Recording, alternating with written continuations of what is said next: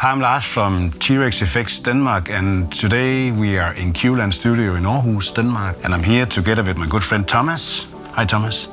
Hi, Lars. I'm Thomas. I'm a founder and owner of Q-Land, and I'm happy to be here to talk about your new product, the Stereophonica.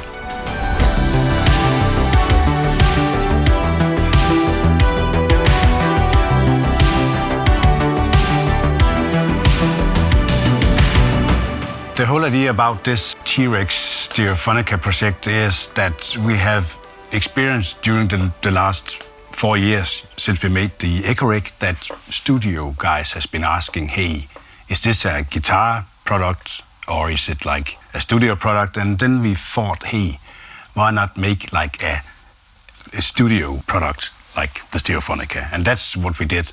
I called Thomas simply to get some facts and to get some inspiration of how we can do it. And then we came up with like a stereo Binson. Yeah, it's not done before.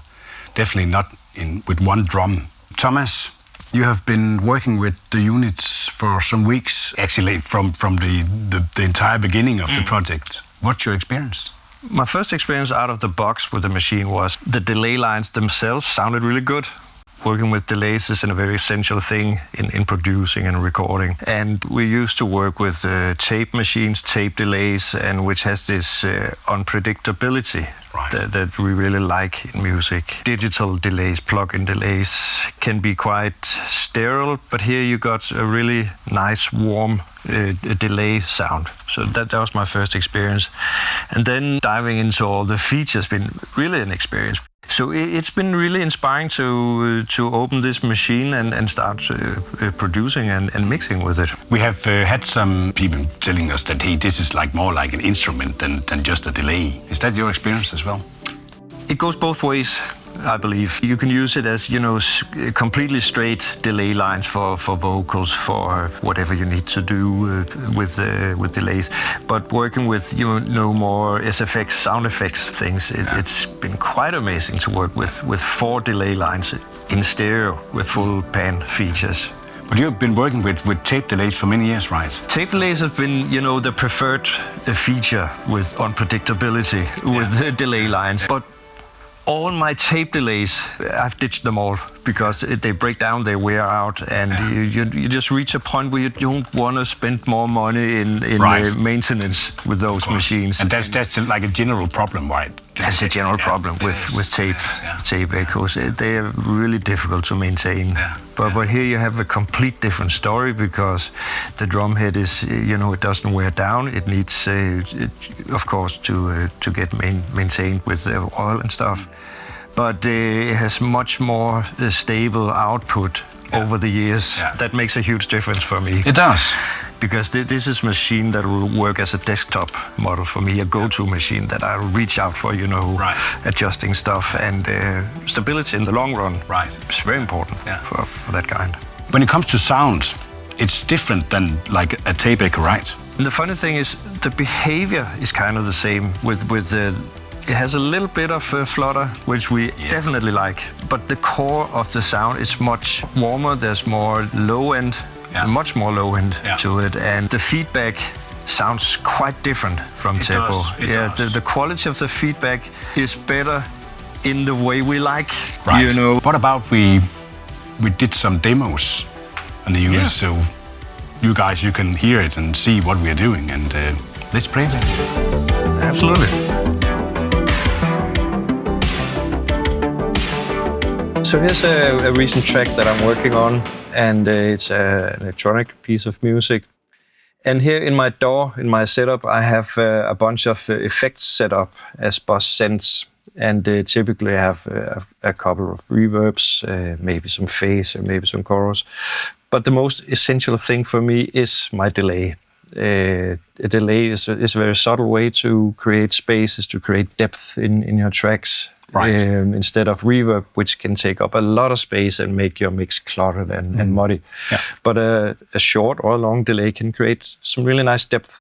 So that means I have access to my effects from all my tracks here. And here it's the send called the Binson for the Stereophonica. Yeah. Let's have a listen to the tracks.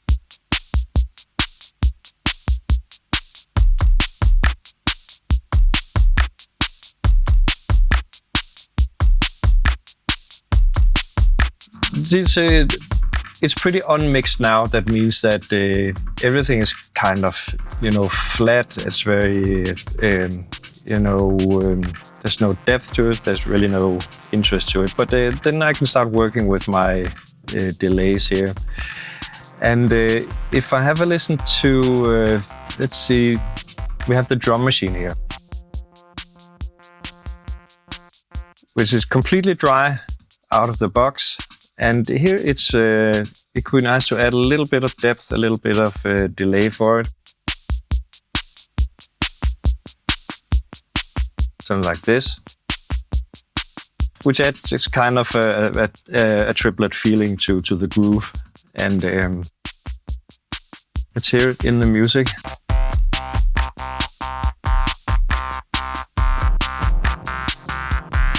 And already here, we have completely different feeling to the groove. Also has some dimensions, right? Exactly. Yeah. And here I can then fiddle around with the repeats.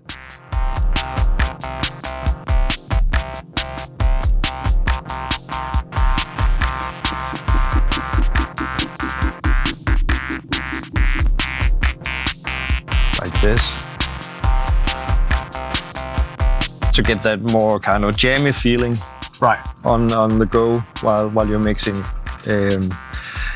and that's just where the sound of the repeats, the feedback from the machine is very important for me. That they have the right sound. I like that dusty sound of the repeats, right, which makes it more interesting and make it more real, makes it more organic. Mm-hmm. So that's one example of how I work. For that case, the drum machine, just one repeat to give it a little bit of rhythmic feeling. Mm-hmm. Another example could be, we have this synth going on here. Yeah. Which completely dry, can be quite annoying, quite, repetitive. But if I start working with some echo feeling for that, I can make some really fun stuff with this.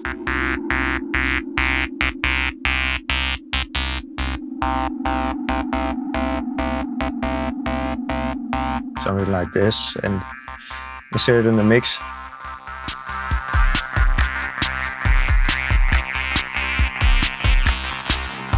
Now there's some excitement for that part. Right.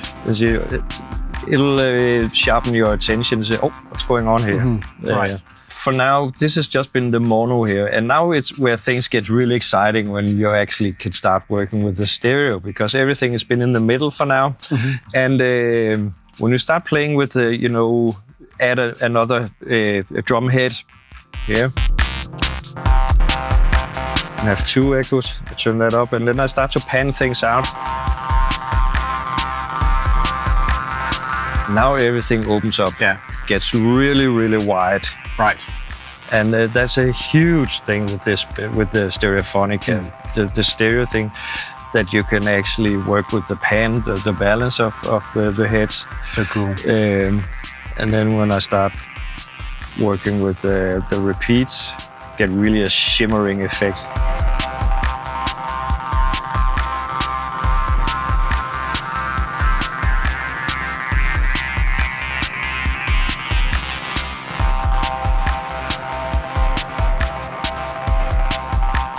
Something like this. Yeah.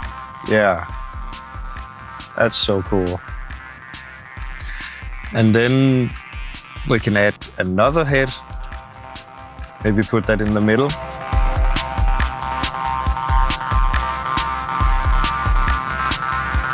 And now things getting really crazy. It is. Yeah. Fantastic. And if we want to top that, we have a 4th head. 3. And where we can do a balance where we have, left, right, hard left, right, and then something in between with the pans.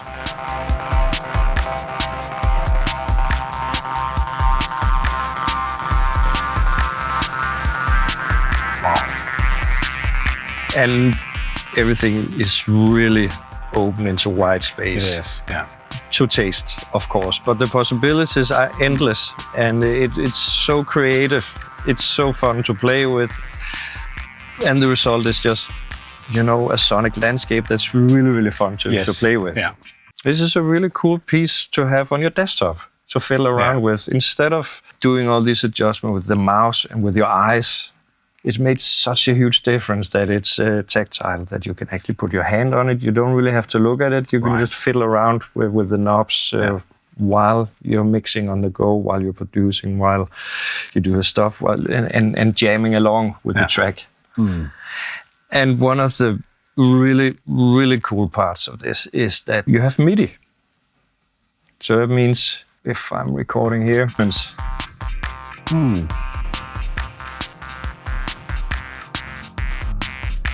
so when I'm increasing the repeats, the feedback here,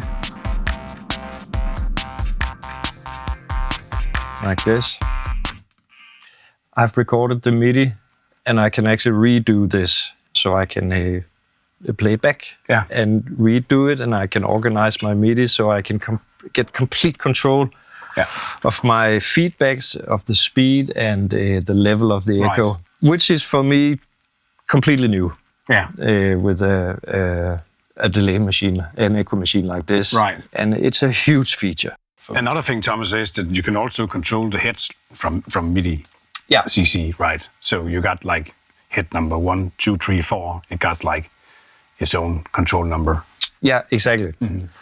And that means the possibilities are literally endless. Right. If you're in a more live environment, that you can make all your program changes and you can actually sync it up to different parts of the music playing live. Yeah, pretty cool, isn't it? It's so cool. I mean, it's just so much fun to play around with. Another thing is that you can also adapt the drum, physically. Yeah, we can take this off.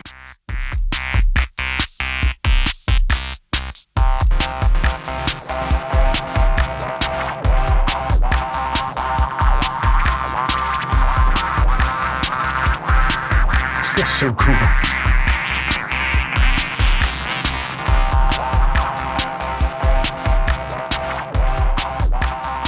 Crazy. Really Crazy stuff.